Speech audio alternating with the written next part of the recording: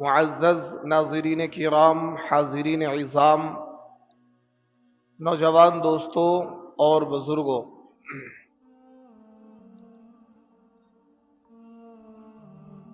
ابھی قرآن پاک کی سورہ بقرہ کی ایک آیت میں نے آپ کے سامنے پڑھی ہے،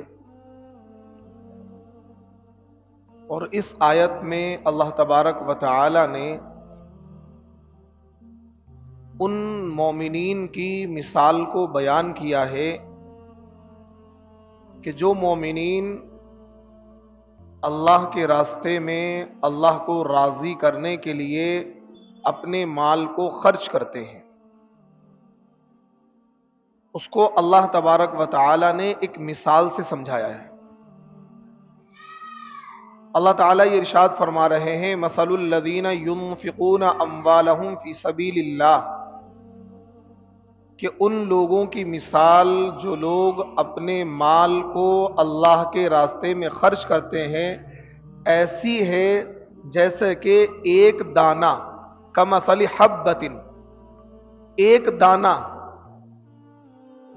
انبتت 7 سنابل، اس ایک دانے سے پیڑ اگا اور اس پیڑ کے اندر 7 بالیاں نکلی، اور ان 7 بالیوں میں سے ہر ایک بالی میں 100 دانے نکلے۔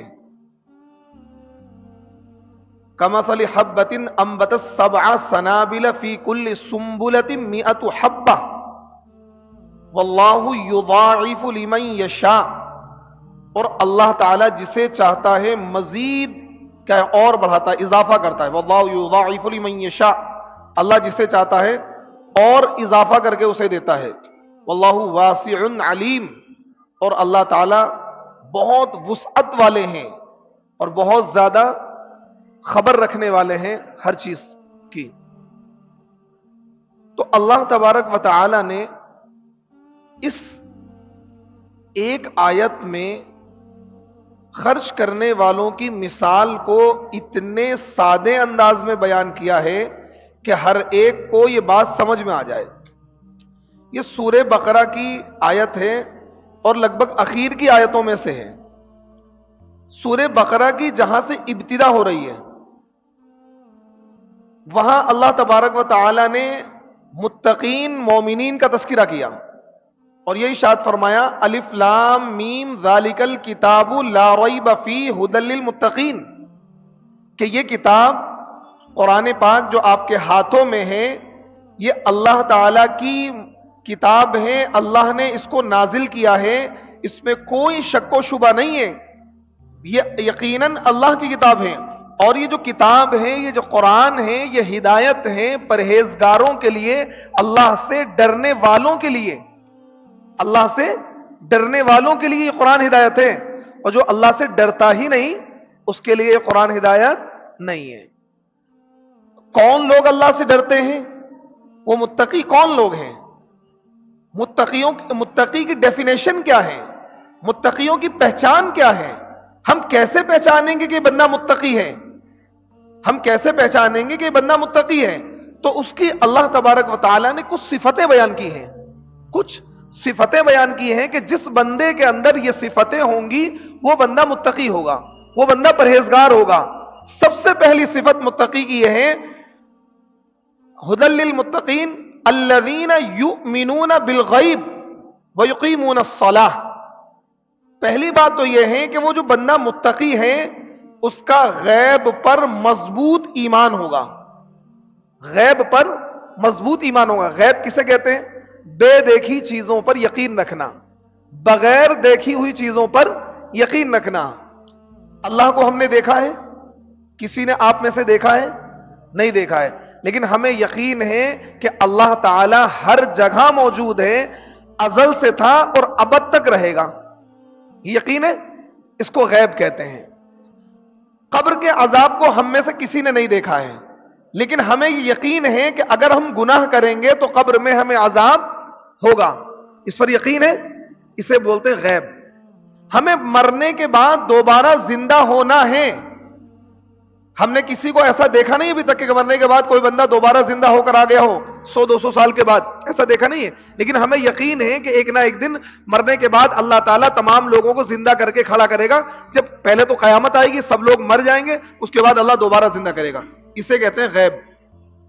جنت کے بارے میں ہم نے نبی سے تذکرہ سنا ہے، قرآن میں اس کا ذکر سنا ہے. وَبَشِّرِ الَّذِينَ آمَنُوا وَعَمِلُوا الصَّالِحَاتِ أَنَّ لَهُمْ جَنَّاتٍ تَجْرِي مِن تَحْتِهَا الْأَنْهَارُ كُلَّمَا رُزِقُوا مِنْهَا مِن ثَمَرَةٍ رِزْقًا.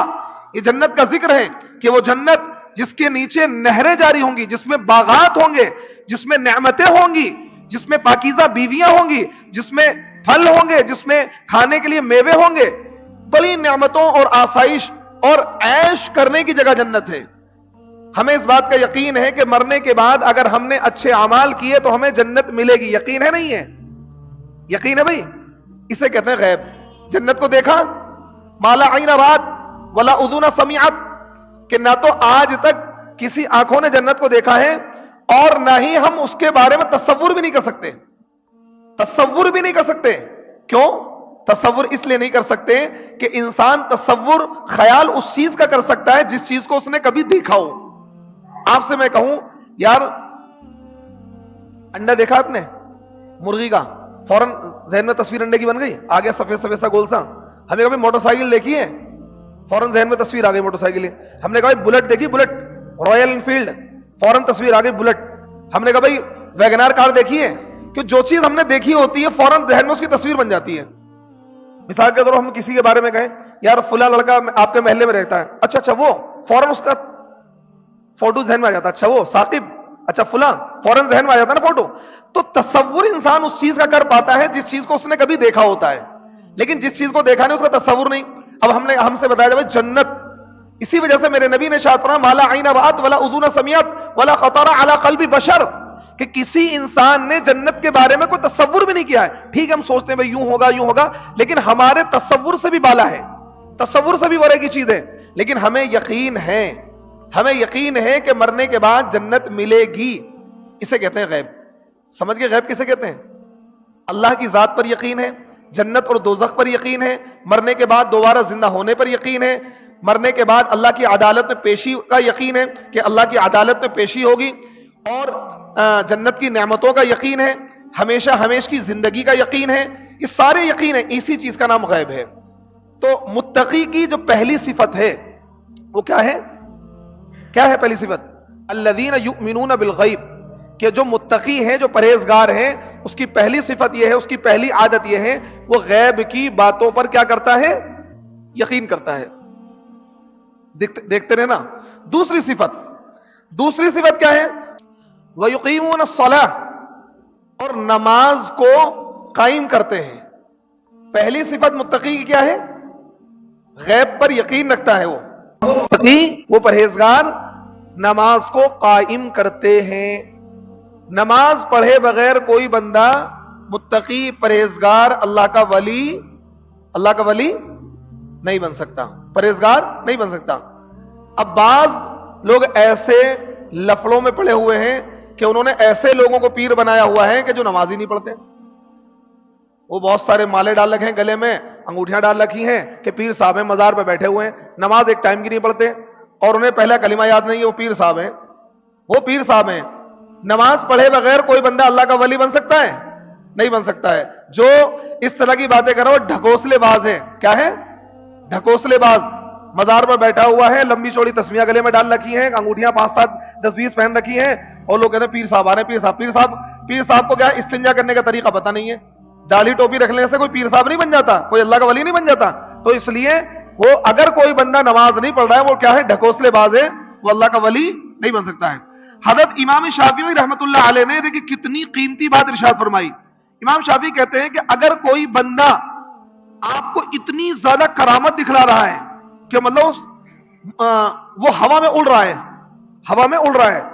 آپ کیا اللہ کا ولی ہے، شیر کے اوپر سواری کر رہا ہے آپ کو، اگر وہ نماز نہیں پڑھتا ہے، اگر وہ شریعت کا پابند نہیں، تو وہ اللہ کا ولی نہیں ہو سکتا. وہ شعبدے باز ہو سکتا ہے، جادوگر ہو سکتا ہے، لیکن وہ اللہ کا ولی. ہمارے وہاں کیا ہے؟ ہندوستانی ذوق ہے اصل میں. ہم جو لوگ ہیں ریورٹ مسلم ہیں. ریورٹ اور کنورٹ، یہ بات دوسری طرف چلی ہے کہ اس کا فرق سمجھا دوں.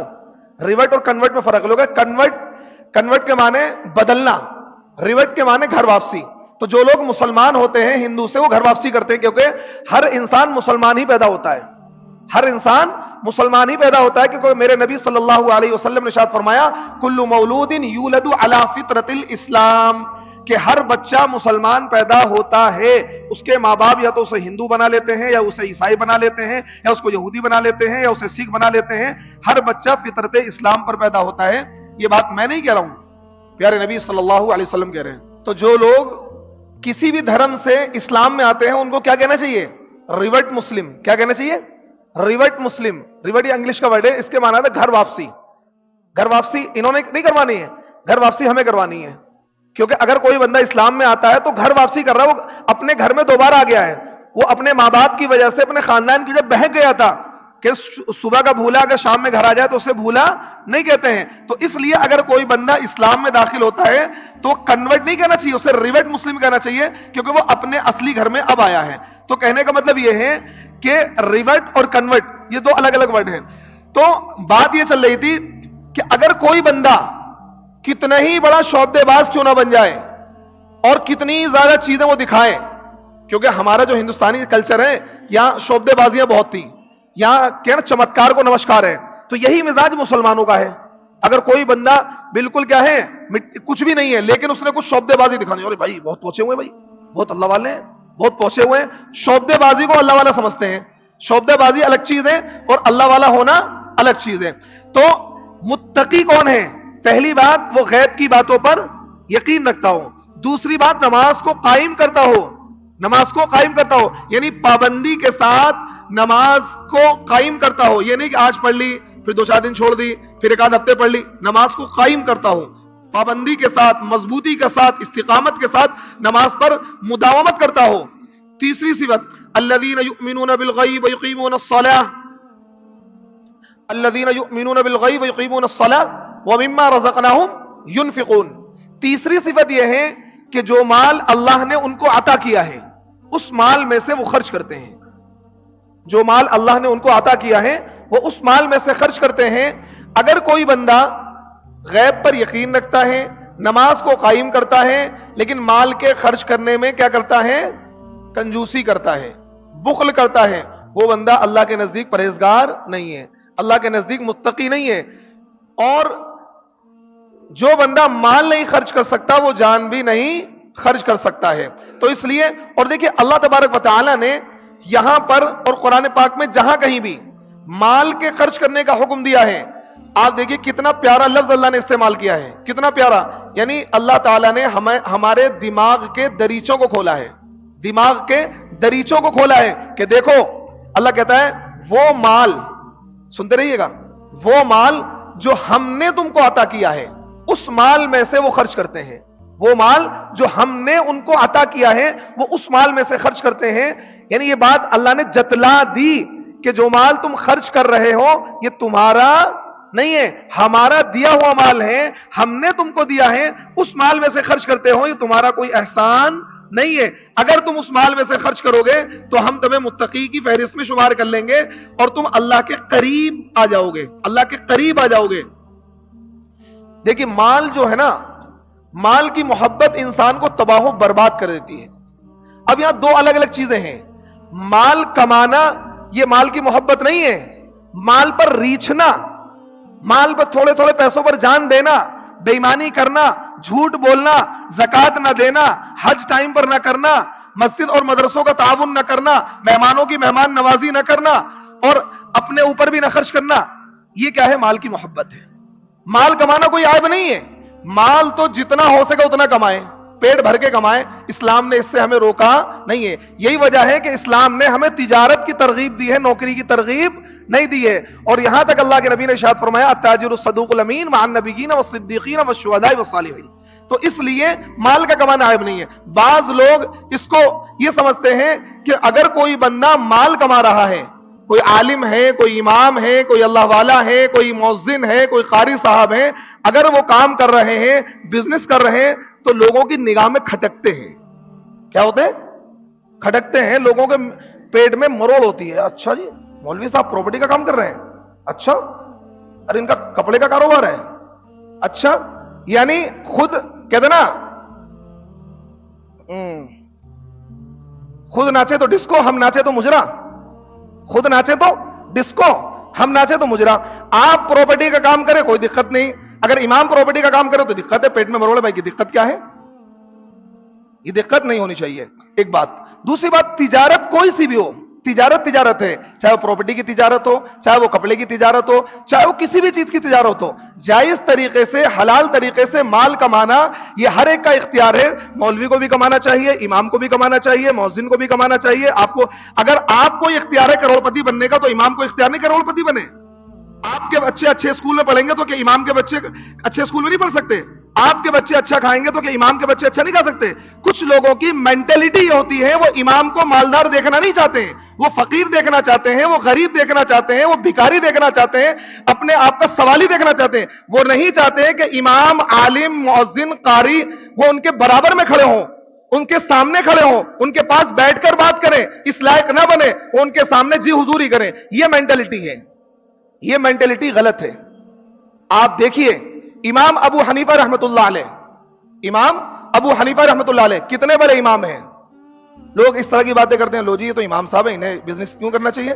تو بھائی امام صاحب کو 1 لاکھ روپے تنخواہ دیا کرو، سارے اماموں کے بزنس میں رکوا دوں گا، میں گارنٹی لے رہا ہوں. جتنے امام ہیں ہندوستان کے اندر، آپ امام صاحب کو 1 لاکھ روپے سیلری کر دو، جتنے لوگوں ہندوستان کے مسلمان سارے اماموں سے میں اپیل کر دوں گا بھائی کوئی بزنس نہیں کرے گا، 1 لاکھ روپے سیلری دو انہیں سارے اماموں کو. بتاؤ جی اس پر راضی تو بتا دینا مشورہ کر کے. تو کہنے کا مطلب ہے امام ابو حنیفہ رحمت اللہ علیہ، امام ابو حنیفہ فقہ کے امام ہیں، تابعی ہیں. تابعی سمجھتے ہیں؟ جس نے صحابی سے ملاقات کی ہو. 80 کروڑ روپے کا بزنس تھا اس دور میں. کتنے؟ 80 کروڑ روپے کا بزنس. اور کپڑے کے بہت بڑے تاجر تھے، یعنی ان کی فیکٹری میں کئی ہزار مزدور کام کیا کرتے تھے.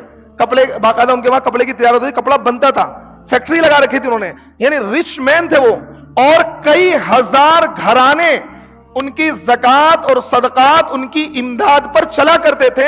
جس وقت امام ابو حنیفہ کا انتقال ہوا ہے تو وہاں کی عورتیں اپنے کپڑے پھاڑ رہی تھی، اب رو رہی تھی کہ اب ہمارا کیا ہوگا. بیوہ ہوتے، پریشان حال ہوتے کہ ابو حنیفہ تو دنیا سے چلا گیا.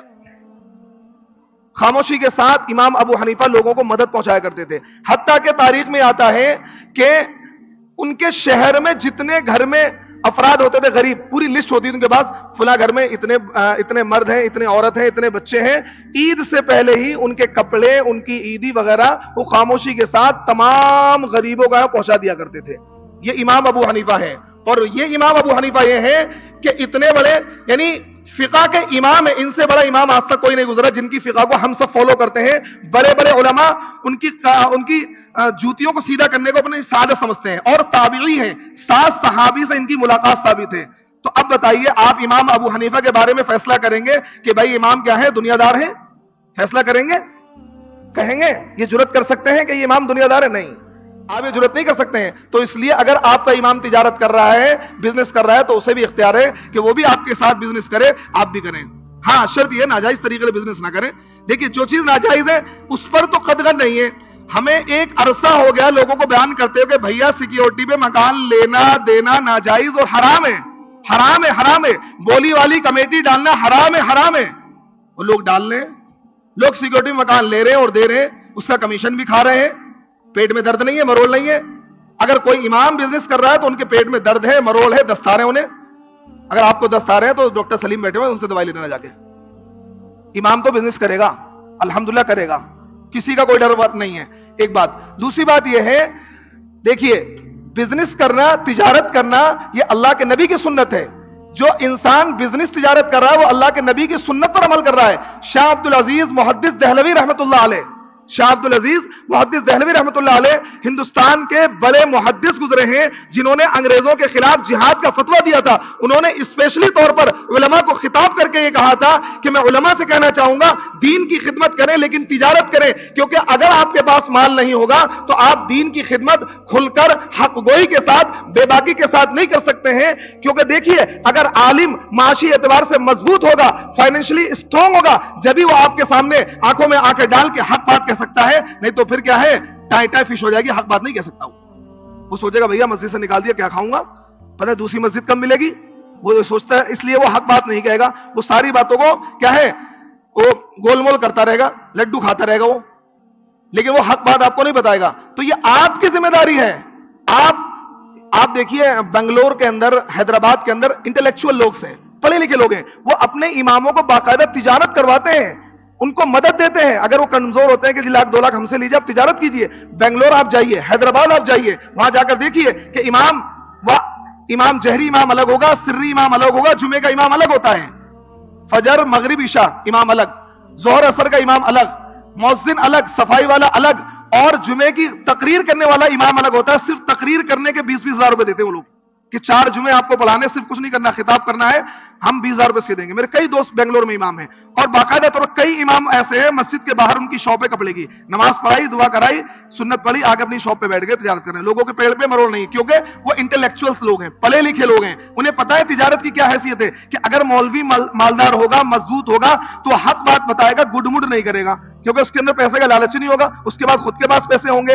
حق بات وہی مولوی بتائے گا جس کے پاس جو معاشی اعتبار سے مضبوط ہوگا. حضرت سفیان ثوری رحمۃ اللہ علیہ نے ارشاد فرمایا کہ اگر یہ دینار و درہم نہ ہوتے تو بادشاہ ہمیں اپنے مول کا تولیہ سمجھ لیتے، کہ بس استعمال کرتے، پھینک دیتے. جیسا کہ آج عوام نے علماء کا حال کر رکھا ہے کہ جو چاہتے ہیں ان سے تقریر کرواتے ہیں کہ بھائی اس کے خلاف نہیں بولو گے، سود کے خلاف تقریر نہیں کرو گے، بیاج کے خلاف تقریر نہیں کرو گے، اس کے خلاف تقریر نہیں کرو گے.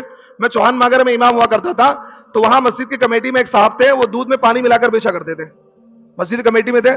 میں نے بیان کر دیا بھائی لوگ کیسے ہیں دودھ میں پانی ملا کر بیچتے ہیں. ان کے پیٹ میں درد ہو گیا، بھائی امام صاحب نے ہمارے خلاف بیان کر دیا. تو بھائی گڈھے میں تو پانی مرتا ہے بھائی. اب میں نے ایک تقریر کری، مثال کے طور پر کوئی بات کہی، اب آپ میں سے 2 لوگ برا مان جائے کہ بھائی آپ نے ایسا کیوں کہا. میں نے کسی کو نشانہ تھوڑی کیا ہے، کسی کو ٹارگٹ تھوڑی کیا، کسی کا نام تھوڑی لیا ہے. اب کہتے ہیں چور کی داڑھی میں کالا تنکا. اب جس کو برا لگ رہا ہے اس کا مطلب اس کے اندر وہ عیب ہے.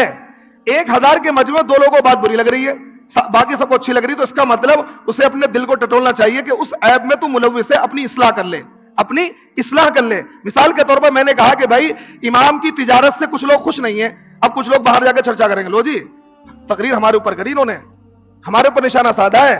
تو بھیا اس کا مطلب آپ ہی تھے امام کے مخالف، آپ کے پیٹ میں مروڑ تھی، تو آپ اپنی اس مروڑ کا علاج کروائیں، اپنے دماغ کا علاج کروائیں، احباس چلے جائیں وہاں علاج کروا لیں. کیونکہ امام کو تجارت سے روکنا یہ اس کو فقر و فاقے کی طرف لے جانا ہے، اور اس کو کیا ہے بددینی کی دعوت دینا ہے. تجارت کرے گا، حلال مال کھائے گا، حلال تجارت کرے گا، تو آپ کو حق باتیں بتائے گا، پیور دین بتائے گا، پیور دین محمد رسول اللہ صلی اللہ علیہ وسلم کا لایا ہوا دین بتائے گا. وہ اس میں گڈ مڈ نہیں کرے گا، غلط چیزیں شامل نہیں کرے گا. تو اس لیے آپ کو اس بات پر خوش ہونا چاہیے کہ آپ کا امام تاجر ہونا چاہیے، آپ کا امام باخلاق ہونا چاہیے، آپ کا امام فائنینشلی اسٹرانگ ہونا چاہیے، تاکہ وہ آپ کو حق باتیں بتائے، وہ آپ کی ہر اعتبار سے مدد کر سکے، دینی اعتبار سے، دنیاوی اعتبار سے، ہر اعتبار سے آپ کی قیادت کر سکے. کیونکہ امام قائد ہوتا ہے، امام لیڈر ہوتا ہے، امام رہنما ہوتا ہے، امام آپ کا حاکم ہوتا ہے. تو اس لیے ہمیں اس طرح کی باتوں سے بچنا چاہیے، اور ہمیں مومنین اور متقین والی صفت کو اپنانا چاہیے. غیب پر یقین رکھنا چاہیے، نماز کو قائم کرنا چاہیے. جو مال اللہ نے ہم کو عطا کیا ہے اس مال میں سے ہمیں اللہ کے راستے میں خرچ کرنا چاہیے.